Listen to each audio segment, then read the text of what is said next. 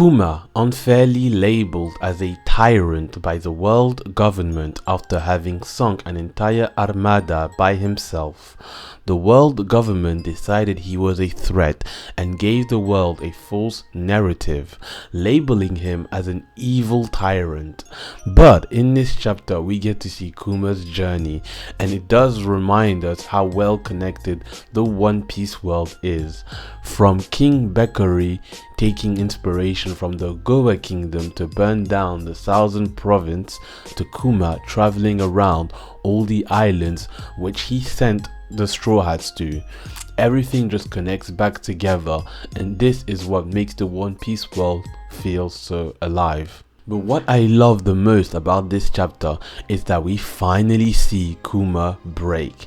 After him just enduring so much pain and tragedy from being a literal child slave for years, and after that having the woman he loves be taken by a celestial dragon and forced to bear his child, Kuma has suffered enough, and I'm glad to see him finally just go wild like this. He completely destroys King Bekari's castle, but this is not the end of Bekari, as he has the nerve to show up again with a whole fleet of government ship by his side this time. But this doesn't even faze Kuma, as he's able to destroy all of them by himself. We also do see Bonney in this chapter, and she has finally eaten the Toshi Toshi no Mi. What was a bit disappointing is that we don't see her eating the fruit or how she even came across this devil fruit, but I assume her eating the devil fruit probably happened in the same way Luffy ate his. She discovered a weird looking fruit and decided to eat it for dessert, not knowing that it would give her these special abilities.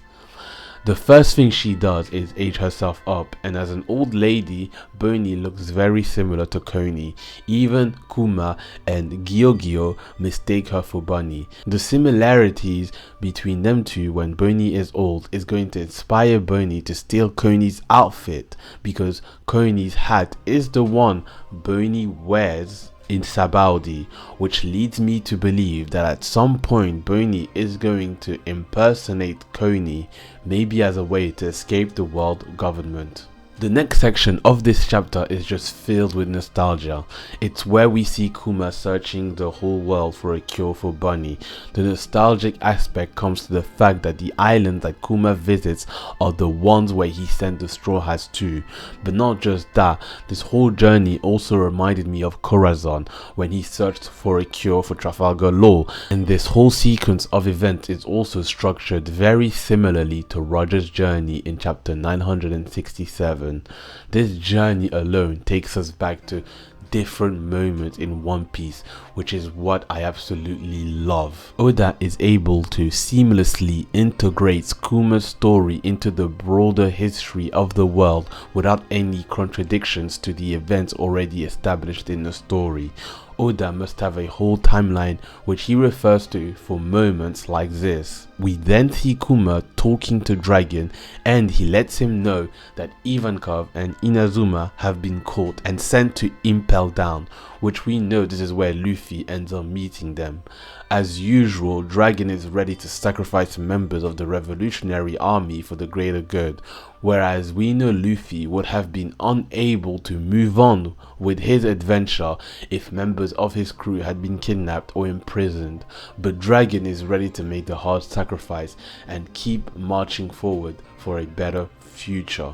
Dragon lets him know that he doesn't believe the articles written about Kuma, so he knows that they are fabricated by the world government, which still makes me wonder why Dragon took Sabo's article that he had murdered King Cobra at face value, and he didn't seem to question its legitimacy at the time.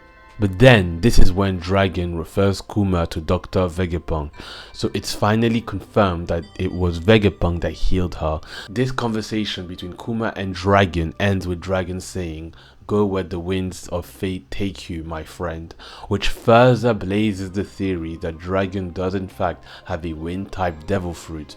Oda is basically teasing it at this point. After that, Kuma and Vegapunk finally meet each other.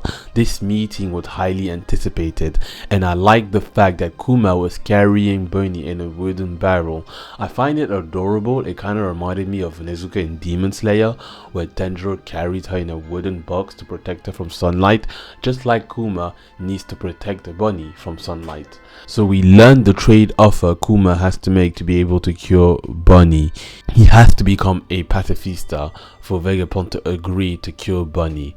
Kuma is going to be stripped of his humanity and become a mindless cyborg that is then going to be cloned by Vegapunk and used as a weapon of destruction, completely going against what Kuma wanted his clones to be used for, which was to bring about peace, hence the name Pacifista. But in Kuma's own words, he was ready to make a pact with the devil himself just to be able to cure Bonney. So in reality, he would have probably accepted even if he knew their true intentions. But I do believe that Kuma's wish is going to become true later on in the story. The pacifistas are going to be used as a way to protect people instead of killing. Perhaps in the last war, the pacifista will turn against the world government thanks to Vegapunk, and they'll help the Straw Hats win the final war. We also do see Saturn listening in to Kuma's conversation with Vegapunk. Throughout this flashback, we have gotten a lot from Saturn, which I really like to see. The 5 elders have always been seen together, and seeing one of them break off from the group gives us a breath of fresh air. We're learning more about his personality, and I do think he's going to be the first elder to fall, which is why Oda is focusing a lot more on him. Unfortunately, since we're at the end, I don't think Oda will have much time to do the same for the other 4 elders. They'll probably stay as a group and will get their downfall together. So, with the next chapter being 1100, which exactly marks 1000 chapters since Dragon's first appearance, we can probably expect something from him next week. Overall, this chapter was quite peaceful for Kuma compared to the previous chapters we got, but knowing where he ends up in the story, this piece isn't going to last and it's only going to get much worse from here on out.